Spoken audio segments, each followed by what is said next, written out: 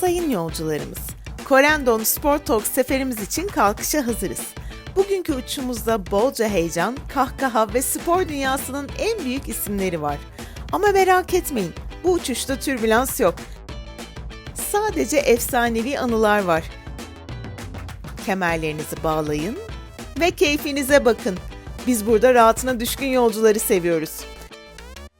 Şimdi çayınızı koyun, koltuğunuza yaslanın. Çünkü Corendon Sport Talks başlıyor. Bazen heyecanlısın, bazen hüzünlüsün sesinde, ne bileyim bazen coşkulusun. Tabii. Ya bunu nasıl ayarlıyorsun?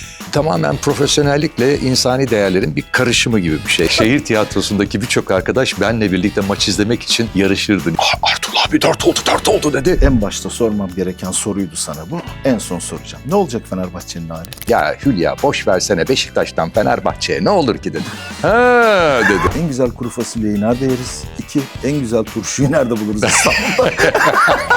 Corendon Sport Talks'a hoş geldiniz. Bugünkü konuğumuz Ertuğrul Postoğlu. Ertuğrul Postoğlu tiyatro çıkışlı bir sanatçımız. Şehir tiyatroları yanılmıyorum değil mi? Evet, şehir tiyatroları. Ve 2014'ten bu yana da pek çok TV dizisinde yer aldın. Evet. Televizyon dizisinde. Şimdi en son Mehmet Fetihler Sultanı. TRT1'de TRT1'de Salı akşamları yayınlanıyor evet. Ve sen orada İshak Paşa rolündesin. Aynen öyle. Peki bir şey soracağım. Evet. Hani ben şöyle bir baktığım zaman İshak Paşa tarihte devşirme bir... Türkmen. Türkmen mi? Türkmen. Öyle mi? Tabii. Peki sende Türkmenlik var mı? Yok, bende yok. Yok. Sen doğrudan Türk. Doğrudan Türk. Peki, Corendon Sport Talks izleyicileri Ertuğrul Postoğlu'nu çok kısa bir zaman önce 10 Kasım Atatürk'ü anma gününde Corendon için seslendirdiği bir videoda izlediler. Sesini duydular daha doğrusu. Şimdi o videoyu bir izleyelim. Ondan sonra sohbete devam edelim. Bir bakışı vardı. Sadece gökyüzüne değil, geleceğe uzanan.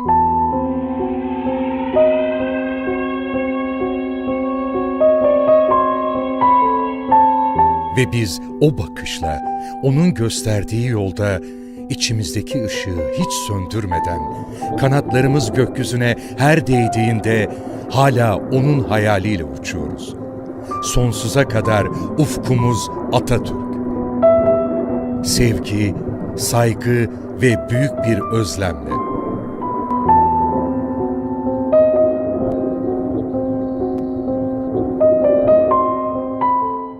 O 10 Kasım videosu. Senin sesin efsane. Estağfurullah, teşekkür ederim. Yok yani mütevaziliğe gerek yok ama senin sesin efsane. Yıllardan bu yana Kanal D'nin sesisin. 31 yıl. 31 yıldan bu yana Evet. Kanal D'yi seslendiriyorsun. Araya böyle 1-2 ses girdi çıktı. Böyle 3 ay arayla, 2 ay arayla mecburiyetten benim turnelerim vardı. O dönemde teknoloji bu kadar gelişmiş olmadığı için dışarıdan ses gönderemediğimiz dönemlerde idare edememişlerdi o dönemki yönetici birkaç arkadaşımız. Ben ayrılmak zorunda kalmıştım ama o 2-3 aylık dönemde beni tekrar istediler.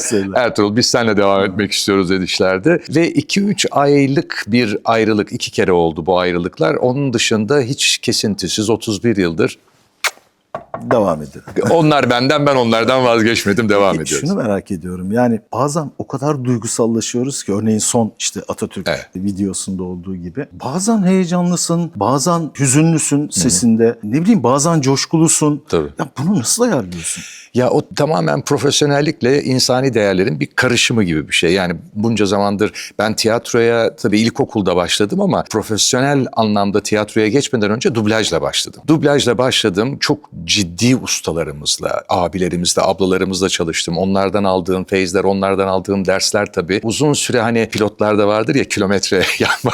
Biz dedik ki o kilometre... Uçuş saatin çok fazla. Ya. Çok fazla tabii uçuş saati. O uçuş saatinden kaynaklı belirli bir yere geliyorsun. Olabildiğince de eğer iyi bir gözlem yapıp da o duyguyu içselleştirebiliyorsan verebiliyorsun. Bu oyunculuk kariyeri nasıl başladı? Bir şeyin var mı? Çıkışın var mı? Üniversite çıkışın falan var mı? Yok hayır. Ben alaylı tayfasındanım. Alaylı tayfasındayım. Şöyle öğretmen çocuğuyum. Öğretmen çocuğu olunca okullarda ilk önce hadi Ertuğrul önce sen okursun. Hadi Ertuğrul bunu sen yaparsın diye böyle hem şiir okumaları hem şeyler vardır ya. Ona beni çıkardılar ve o sahnede olmayı çok sevdim bir anda böyle. Hem ilkokulda hem Çapa Ortaokulu'nda hem Kabataş Erkek Lisesi'ndeyken hep tiyatro kollarındaydım ve orada o tozu yutma beni biraz daha o tarafa doğru çok ciddi anlamda itti. Ama ne yazık ki belirli bazı olanaksızlıklardan ben konservatuvar okumadım. Oraya girmedim. Ama bir gün amatör tiyatro devam ederken dışarıda da Rami Kurugıdağ sitesi vardır eskiden böyle. Ben orada hamallık falan yapardım, peynircilik falan yapardım. Tiyatroyu da birlikte sürdürdüm. Para kazanmak zorundayız. Esnaf yanı da var yani. Esnaf yanı da var. Tabii. Oralar varken hep Bebek'te, Bebek kahveye giderdim. Orada böyle pazar günleri gazetemi okurdum, kitabımı okurdum. Oraya gele gide birileriyle sürekli bir muhabbet, göz aşinalığı olur ya. Ercüment diye bir abimiz vardı. Ne haber, ne yapıyorsun derken iş oradan çıktı. Dedi ki dublaj yapar mısın dedi. O ne abi dedim. Dedi hani böyle televizyonlarda yabancı filmler izliyorsun ya dedi. Onları seslendirenler dedi. Hiç düşünmeden yaparım dedim. Hani bilmiyorum dublaja nasıl olduğunu bile bilmiyorum. Attın kendini denize. Tabii direkt attım böyle. O çok samimi bir sohbetti. Beni Neval ablaya gönderdi. SGS stüdyoları diye. Pazartesi günü ben oraya gittim. Rami'ye gitmedim.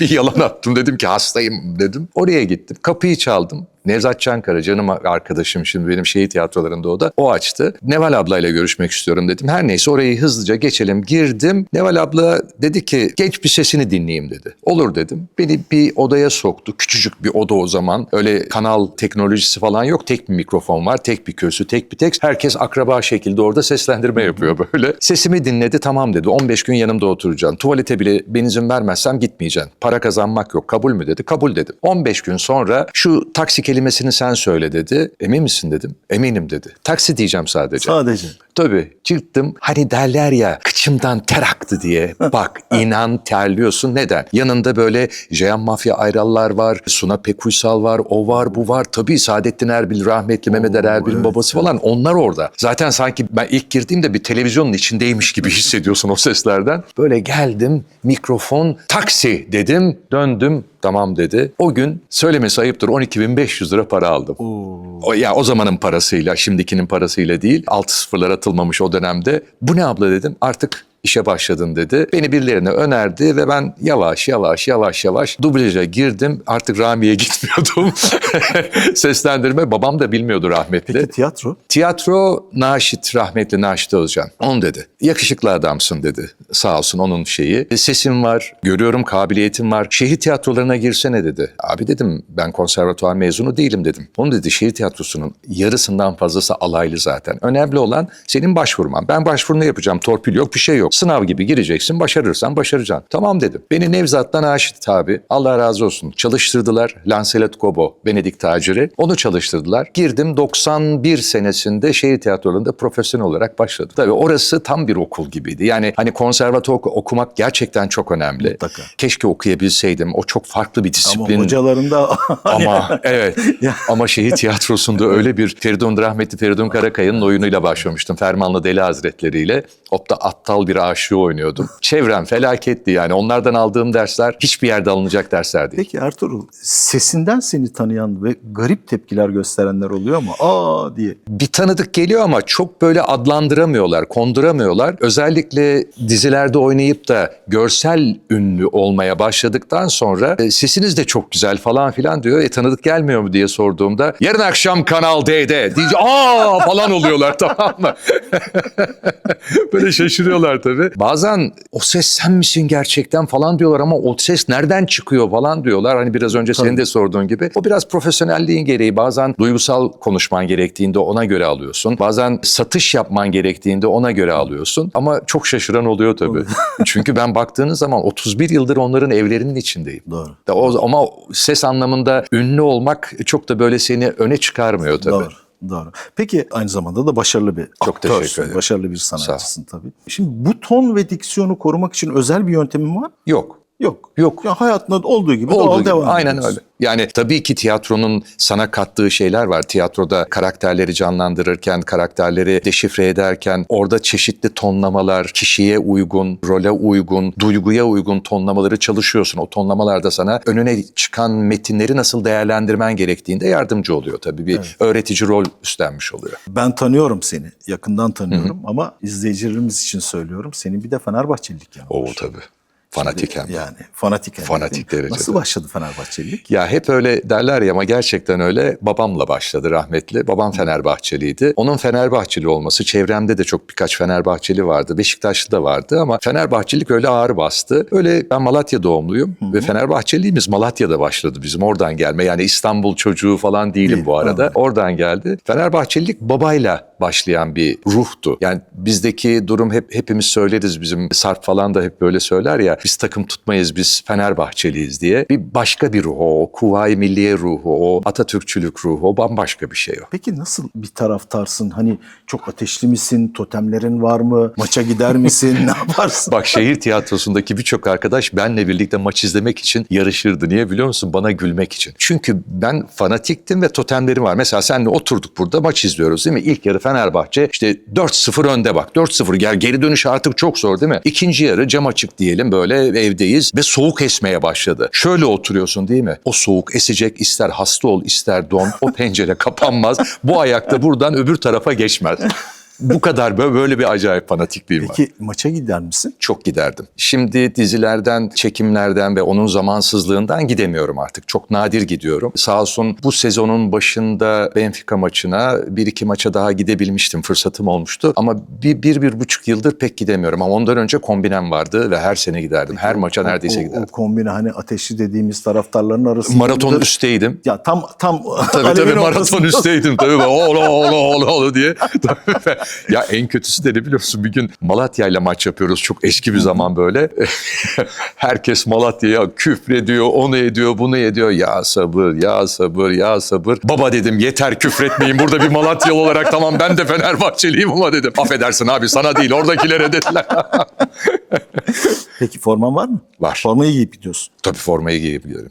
Yani bir sürü formam var zaten. 100. yıl forması, o forma, bu forma. Her sene bir tane forma alırım muhakkak. Kulüp üyeliğin var mı? O yok. O yok. O yok. Ona Peki, girmedim. Galatasaraylı arkadaşlarım var. Çok var. Mesela şunu merak ediyorum. Hani bir sete gelirsin. Bir anı var.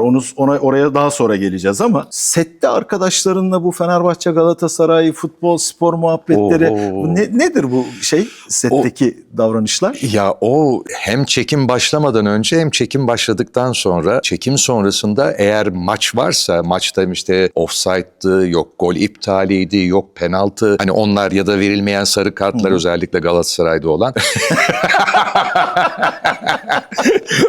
Onlar olduğu zaman biz müthiş bir çatışma içindeyiz. Tatlı çatışmalar bizimki, o değil, kavgaya falan dönüşecek değil ama tatlı birbirimize laf sokmalar, hatta enstantaneleri orada değerlendirmeler, pozisyonları orada yapmalar sette hep vardır bunlar. Tiyatroda da yaparız. Öyle mi? Tabii hepsi yapardık. Yani tiyatroda artık emekli oldum ben 2019'da ama orada da yapardık. Peki var mıdır? Hani oyunu oynuyorsun, bir taraftan da maç var. 6-0. Öyle mi? Tabii hiç unutmuyorum. Kafkas Tebeşir Dairesi diye bir oyun oynuyoruz. Köy seyirlik tarz bir oyundur. Köy seyirlik dediğimizde Anadolu'da köylerde belirli çok özel günlerde köyün erkekleri, kendine güvenen erkekleri böyle her türlü kıyafeti, bazen eşek olması gerekiyorsa eşek olurlar, kadın olması gerekiyorsa orada herkesin içinde kıyafetleri giyer, değişirler. Bir nebze skeç oynanan anlardan ibarettir. Biz bunu sahneye taşımıştık. O sahneye taşıdığımız için de yine hepimiz, bütün oyuncular, yaklaşık 35 kişilik bir oyundu. Herkes sahnede tabure üstündeydi. O oynanan oyun esnasında oyuncular oynuyordu. Biz de seyirci gibi izliyorduk, gülüyorduk, ediyorduk, her neyse işte. Fatih'te oynuyoruz o sahneyi ya da Üsküdar Müsahipzade'ydi sanırım. Oynarken 2-0 bitti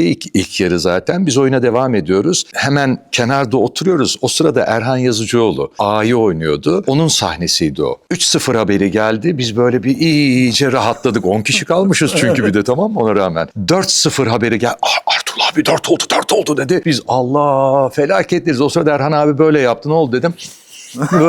Böyle yaptım. Erhan abi Galatasaraylı tabii. O devam etti. 5-0'da Erhan abinin aptal çocuğunu oynayan bir damat rolünde olan bir çocuk vardı. Normalde yüzük takma sahnesine o denk geldi. Yapıyordu, böyle yaptı. Yaptı. 6-0 falan derken oyun bitti. Oyunun sonunda bir halay çekiyor. Hepimiz böyle, nereden baksan 35 kişinin 25'i Fenerbahçeliydi zaten. 3-4 tane Galatasaraylı, 2-3 de Beşiktaşlı vardı. Hepimiz halay çekiyoruz. altı falan diye öyle halay çekiliyor, tamam mı? Ve sonra tabii ceza yedik. Öyle mi? Tabii. 2 maaşımız kesildi. Feda olsun dedik, yapacak bir şey yok. 2 maaş ceza gitti. Peki Fenerbahçe ile ilgili unutamadığın Fenerbahçe'nin bir golü var mı? Yani bu gol benim Ya hayatım. 2 gol var. Bir tanesi Bordo maçı. Televizyon yok, hiçbir şey yok. 3-2 mi? 3-2. 3-2 bitmişti. Rahmetli Hüseyin. Son golü Şenol atmıştı. Hayır, Hüseyin de bir gol atmış. Hüseyin de attı. En son golü de Şenol attı. Fatih'teki oturduğumuz evde, Malta'da oturuyoruz. Radyoda dinliyoruz. Çocuğum tabii yani o dönemde. Bir de radyodan görmüyorsun ya, heyecan dorukta. Hani izlerken daha başka. En azından böyle bir görüyorsun, ediyorsun. Orada ne olduğunu bilmiyorsun ve 2-2 olmuş. Son an 89 muydu? 90 küsur öyle bir şeydeydi. 87'de miydi neydi? Şenol golü attı. 3-2 maç. Ben zıplıyorum, zıplarken yere düştüm. Zaten nasıl babam, ben falan böyle sevinçten ağlayacağız neredeyse. O kadar güzeldi. Onu hiç unutmam. Unutamadığım ikinci golde şimdiki Galatasaraylı arkadaşların açılmış olan yeni stadında Fenerbahçe ilk maçını oynuyor. Alex'in attığı galibiyet golü. Peki bir gün Fenerbahçe'nin bir belgeseli için sana teklif gelsin. Ertuğrul, bunu seslendirmeni istiyoruz deseler. Taraftar Ertuğrul mu olursun orada, yine profesyonel Ertuğrul? Taraftar Ertuğrul. Yani profesyonellik tabii ki vardır ama taraftar Ertuğrul. Ben mesela Fenerbahçe'nin filmi çekildiğinde de çok istemiştim oynamak, onun içinde olmak. Para, pul hiç önemli değildi. Hani orada var olmak önemli ama olmadı, kısmet olmadı. Ya Fenerbahçe bizim için başka bir şey. Yani takım değil Fenerbahçe bizim için. O yüzden orada böyle bir seslendirme falan geldiği zaman onu seslendirirken aynı 10 Kasım'da olduğu gibi tabii ki profesyonelce de yaklaşmak zorundasın. Bir şekilde hayatımızı idame ettiriyoruz ama onu seslendirirken hissettiğin şey tamamen taraftarlık. Ve karşı oldu. tarafa onu aktarabilmek. Tabii ki. Değil mi? Tabii ki. Peki Ben mesela hiç unutmuyorum, özür dilerim lafını kestim. Bir program yapılırken seslendirme Kanal D'de bir tanıtım yapılıyordu. Bir şeyle ilgili hatırlamıyorum. Sporla ilgili bir şeydi. İşte Galatasaray, Fenerbahçe, Beşiktaş lafları geçiyor. Ben onu okurken işte bilmem ne Galatasaray, Beşiktaş ve Fenerbahçe falan diyerek okumuştum. Tabii bunu tanıdığındaki arkadaşlar anladığı için kahkaha diye gülmüşler. Baba başka türlü beklemeyin benden dedim, tamam mı? Peki ben hatırlıyorum. Ama izleyicilerimizin de tekrar anımsaması için Hülya Avşar'la bir sahnen vardı. Meşhur sahne. Meşhur sahne.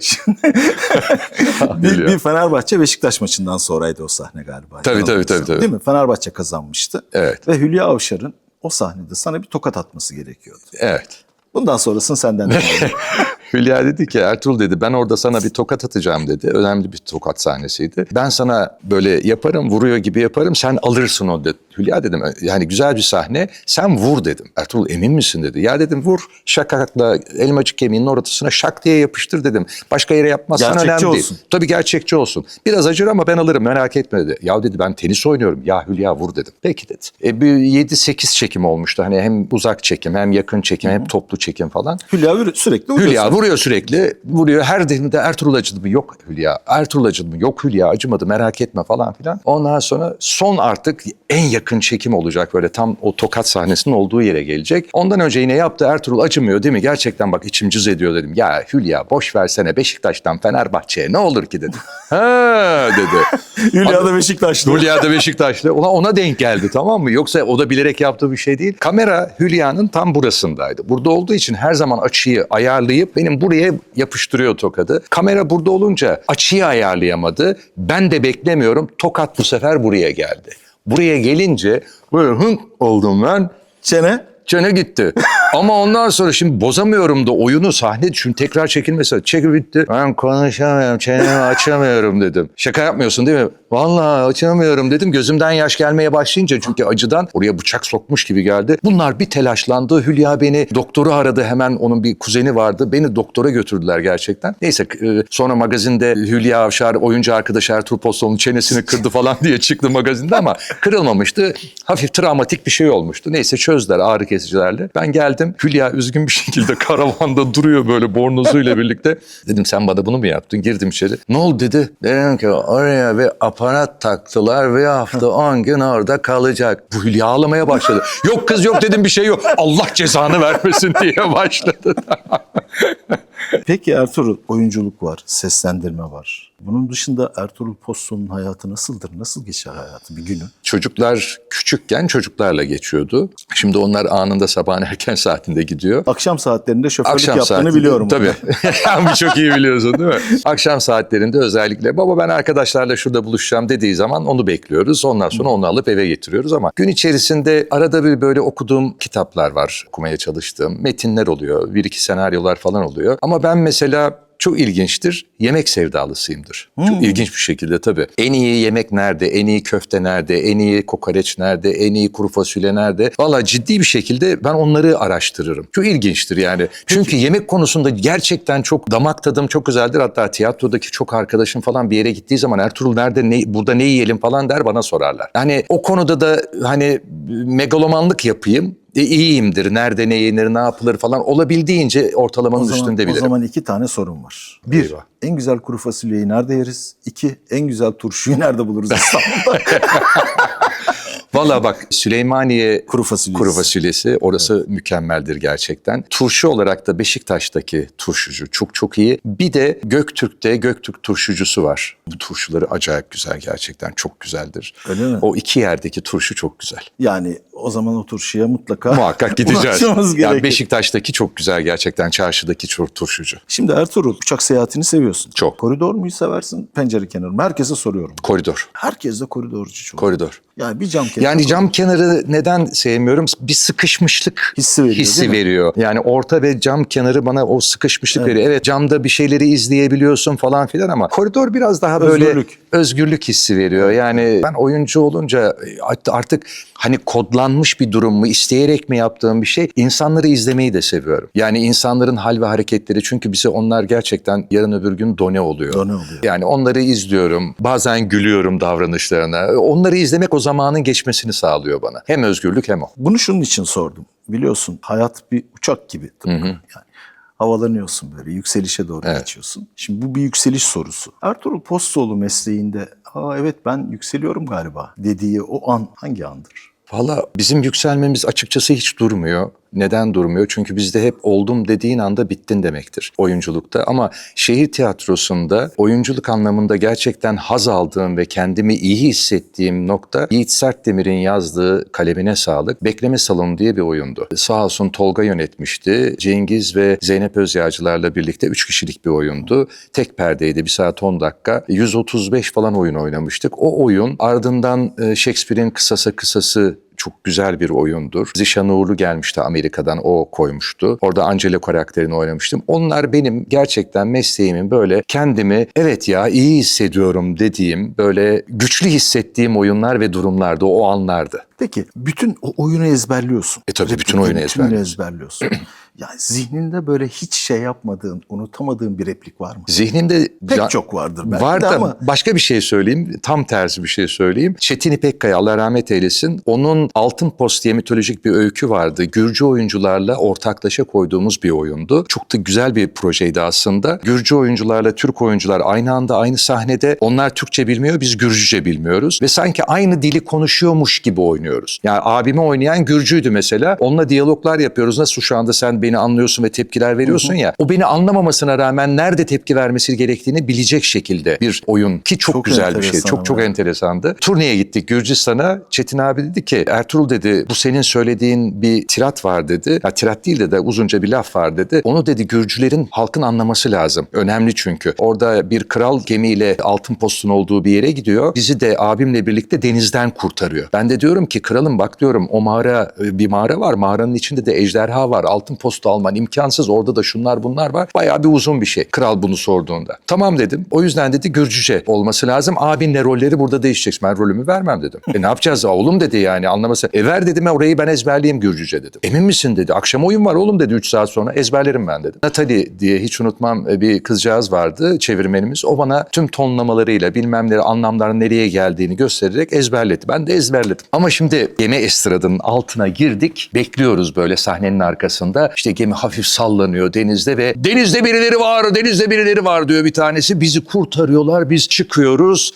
ve kralın karşısına oturuyoruz. Kral derdini anlatıyor. Ben de cümleleri söyleyeceğim işte ama çıkmadan önce alt tarafta elimde kağıt var hala. Ulan bir daha bir bakayım dedim şöyle. Baktım tam yarıdayken kapandı. Yarıdayken çıkardılar bizi. Ben de gitti laflar. Böyle oturdum kralın karşısına. Böyle yaptım. Mepe.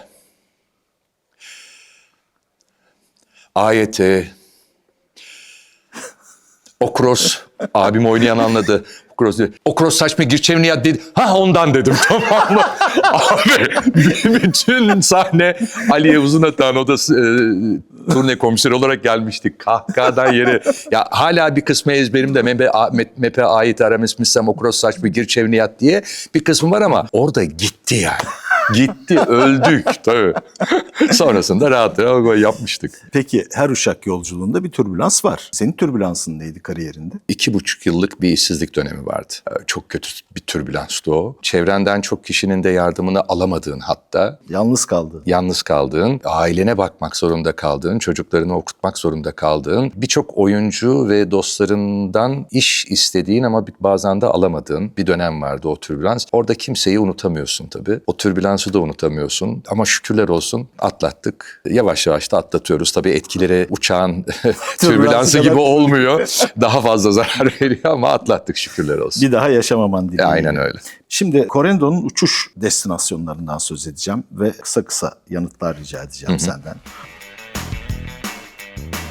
O mu bu mu diye bir çeşit oyun. Rodos mu Kos mu? İkisini de görmedim ama Rodos'u daha çok merak ediyorum. Çok tarihi bir yer. Evet, o yüzden. Evet, ben de görmedim ama. Görmedim Kos'a ama çok Rodos'u. sık gidiyorum işin doğrusu. Vallahi. Yani, Bodrum'da olunca haftada Doğru. bir gidiyorum neredeyse. Almanya mı İzmir mi? İzmir. Pardon, Alanya mı İzmir mi? İzmir. İzmir. İzmir. Neden İzmir? Daha sıcak, daha samimi geliyor bana. Daha İzmir. metropol.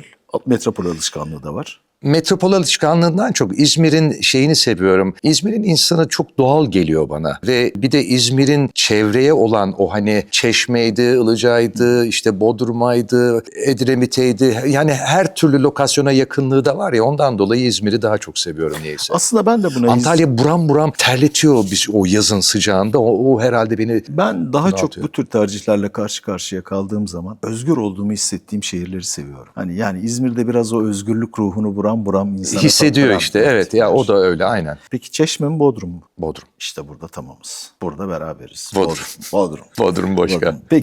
Bodrum var ya. Las Palmas mı Amsterdam mı? Las Palmas. Las Palmas. Evet. Ben de aynı kanaatteyim, Las Palmas. Ya Sevgili- daha egzotik geliyor, daha böyle bilinmeyen, daha keşfedilmeye uygun bir yermiş gibi geliyor Las Palmas bana. Peki. Ertuğrul, şimdi programın sonuna geldik. Aslında en başta sormam gereken soruydu sana bu. En son soracağım. Ne olacak Fenerbahçe'nin hali?